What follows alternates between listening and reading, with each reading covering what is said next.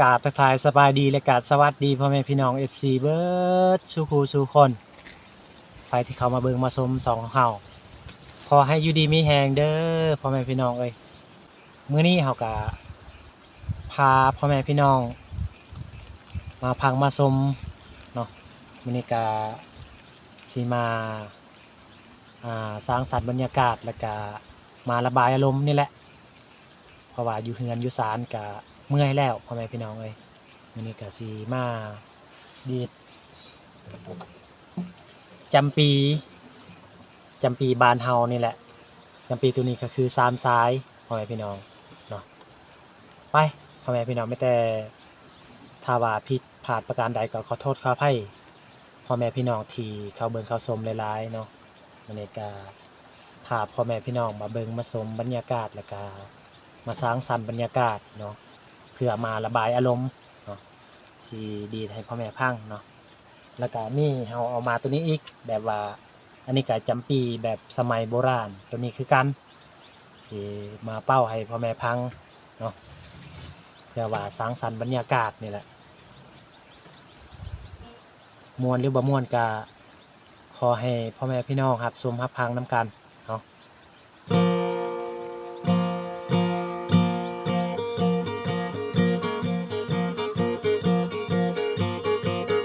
เขาดีดแบบว่าแบบสมัยโบราณ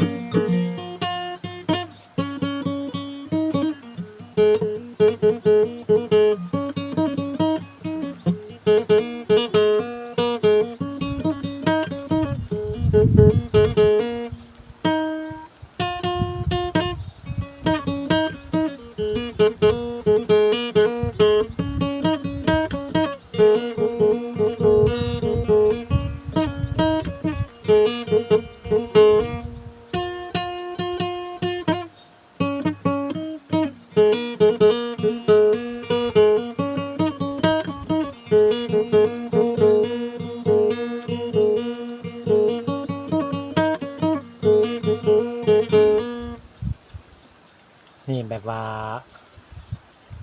แบบสมัยโบราณเนาะปู่ย่าเฮาเคยดีดให้ฟังแบบสมัยแต่ก่อนยังบ่ทันมีเสียงตู้เสียงเทป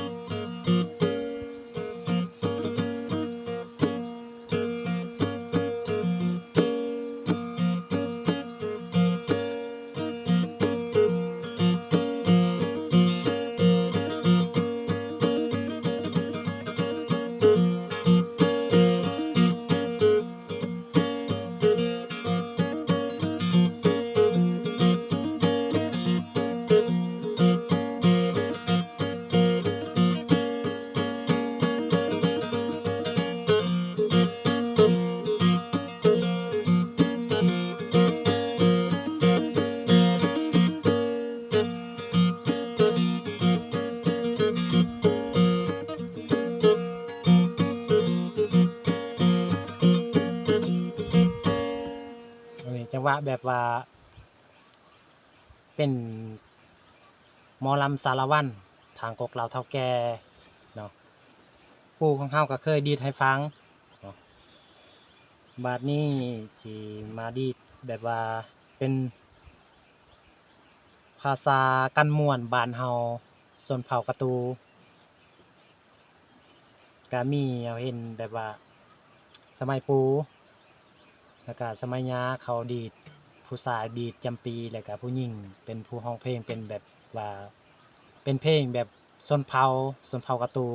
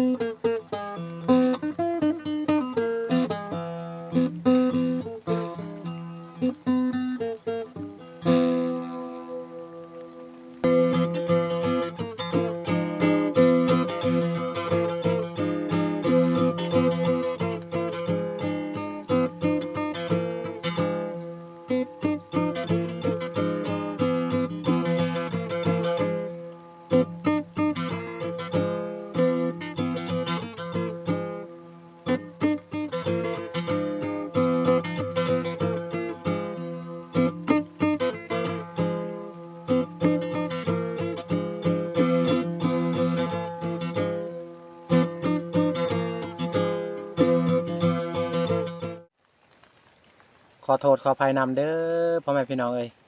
ถ้าว่าผิดพลาดประการใดก็ขอโทษขออภัยนำพ่อแม่พี่น้องผู้ติดตามรับชมผู้เคยให้กำลังใจให้บ่เปื่อเพราะว่ามื้อนี้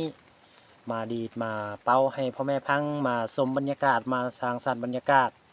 มาระบายอารมณ์เนาะอันนี้มาเฮามาดีดนี่ก็คือเป็นวิถีชีวิตของสมัยปู่ย่าโบราณของเฮาของชนเผ่ากะตูเนาะเขาเจ้าเคยดำรงชีวิตบ่เคยไปอยู่ในเมืองบ่เคยมีเสียงเทปเสียงตูเนาะก็เลยนี่แหละนี่ก็คือของสมัยโบราณ เอาจังได๋ก็พ่อแม่พี่น้องรับชมรับฟังม่วนหรือบ่ม่วนก็ขอโทษขออภัยนำเนาะสิลองเป่าเบิ่งอันนี้ก็คือคุยแบบว่าสมัยโบราณ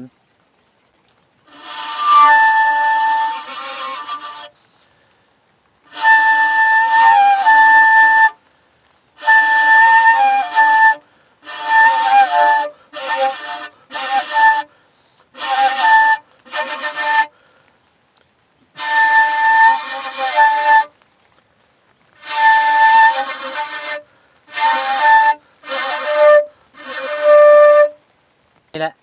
คุยแบบสมัยโบราณถ้าว่าเฮาอันนี้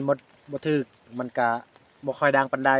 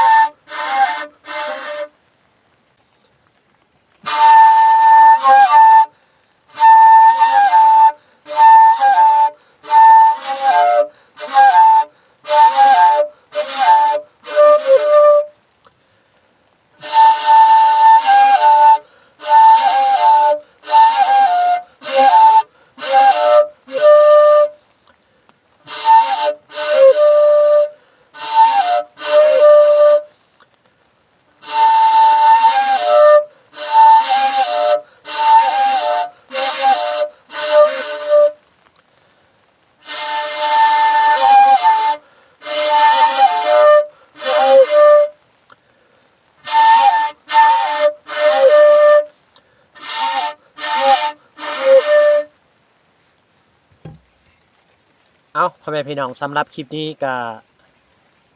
สิจบลงก่อนเนาะบ่ใดผิดพลาดก็ขอโทษขออภัยพ่อแม่พี่น้องทุกคนที่เข้าเบิ่งเข้าชมเนาะขอโทษขออภัยนำหลายๆเนาะ